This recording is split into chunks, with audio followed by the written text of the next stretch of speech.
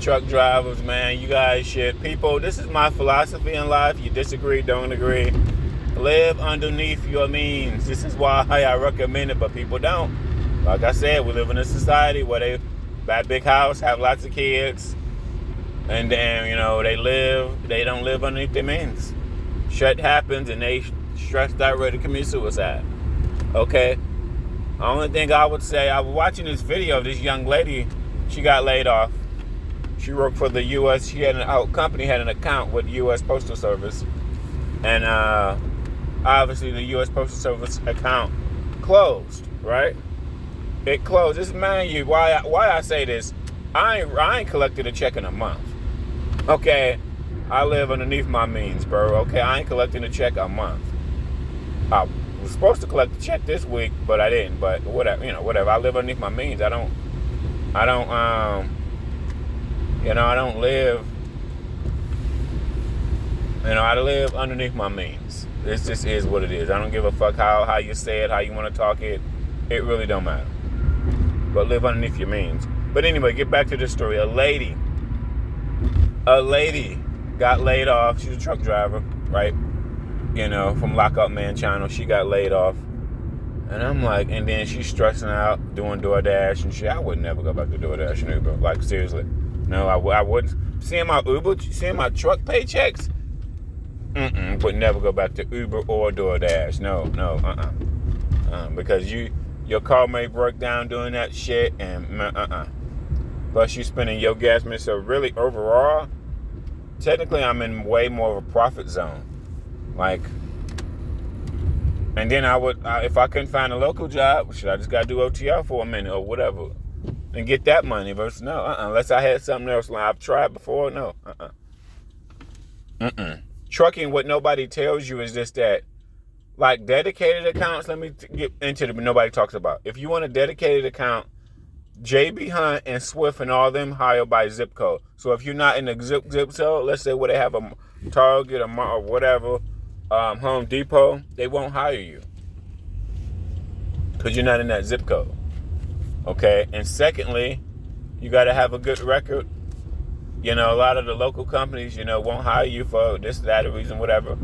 Your record, your endorsements, there's multiple other things that non-truck drivers and even truck drivers don't realize. So, that's what I would say. I love, man, live underneath your means so when shit happens, you're not stressed. I disputed a charge this morning. I went to a bank. The company charged me like $50 3 times. I'm like, why are you charging me? I just had to cancel this car. I got overcharged and got something else, but I ain't sweating it. I ain't sweating it at all. Because I live underneath my means, bro. You gotta always have some stacks ready to go for shit when shit happens, bro. But we don't live in that era. We live in an era where to me, it really doesn't matter if you make 100 or 200K. Like, it matters, but then it don't. Like, you got more options when you make 200K. Way more options. You got way more options when you make 100K, obviously. But even if you make 70 or 60 or 50, especially if you got no kids, especially. But I just tired of these middle-aged people that's 40, 50. They done bought them some house, whoop-de-whoop, $2,000 a month, $3,000 a month, and they got no savings. And really, when you think about it, the higher your bills, the way more money you need. Like somebody with low bills, $2,000, $3,000 probably pay bills for a few months. If your bill's low as fuck. But if your bill's high as hell, $5,000 or $10,000 really ain't shit. Really, $5,000 ain't nothing if your rent is $1,800. They don't teach this in school because people are financially illiterate.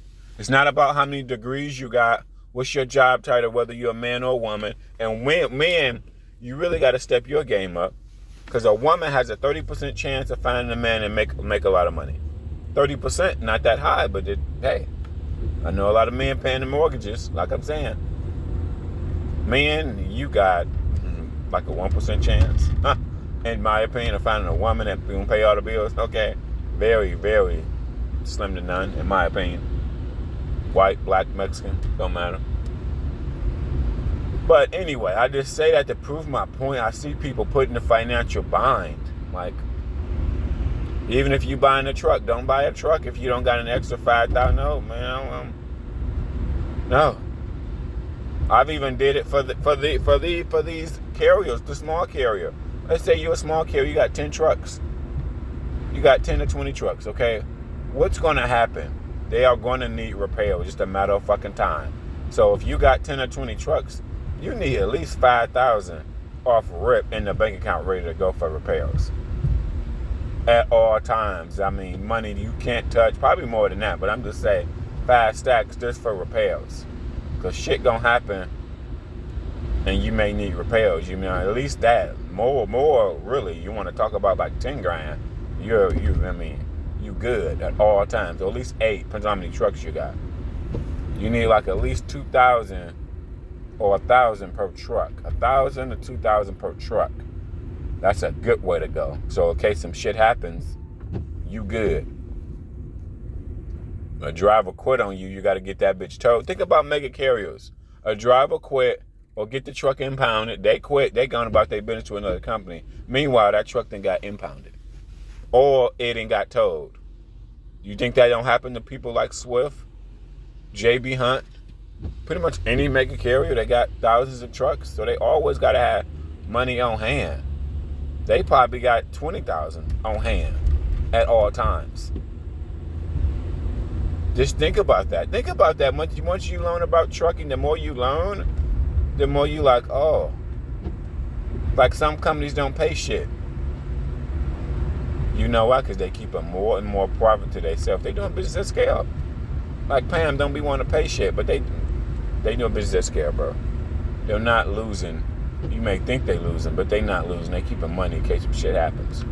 They paying somebody well, but they got money on hand. Trucking is a perfect example where you need money on hand in case shit happens. Perfect example. You can't liquidate all your money in case shit happens. Now, anything. Even post people with car. Now, if you got a newer car, but if you got an old car, you got to keep money on hand because shit may happen to that car. But I'm seeing more and more people that are older, in their 40s and 50s, not financially literate, bro. It just have nothing to do with your salary. Whether you make $50,000, whether you make $100,000, or whether you make $200K. Live underneath your means, but we don't teach that. People live in dire need. People live in poverty for so long, check to check. Swear to God, when my lifestyle increased, when I started making more money with Uber, ain't shit about me increased. I kept renting rooms. Renting rooms for years. I had so many stacks saved in the bank account. Shit happens, I'm good. I was gonna sit at home for a while and be good. My rented rooms, because I came from my poor salary, making $30,000 a year over 10 years ago, about 12 years ago. So I had that poor mentality of just being poor, low salary. So I rented rooms for fucking years, over a decade. And I don't give a fuck. I ain't ever buying a house. Poor people can barely afford to save $10,000, $20,000. So if you barely can afford to save $10,000 to $20,000, bitch, just leave that in the bank. Rent you a room somewhere. Or find somewhere cheap to stay. If it ain't renting a room, you find somewhere cheap to stay, goddamn. Okay, that's all I fucking say. Cheap to stay is a place where you can pay pretty much all your bills and utilities for under $1,000. That's pretty cheap. Under everything, lights, everything. So that's my philosophy, though. I just hate when I see people. You know people, like the older you get, whether you man, woman, you see people, man, they get older in their 40s and 50s, financially illiterate. Don't go to these trucking companies. You don't got no money to get back home. Oh, I got to borrow money from my mama because, I came here, but they wouldn't hire me. So I got to find my own way back. I'm fucked. Dude, that is a terrible situation. We're not taught to live underneath our means. We're not. We're taught to buy a big house, have 4 or 5 kids. That's what we're taught.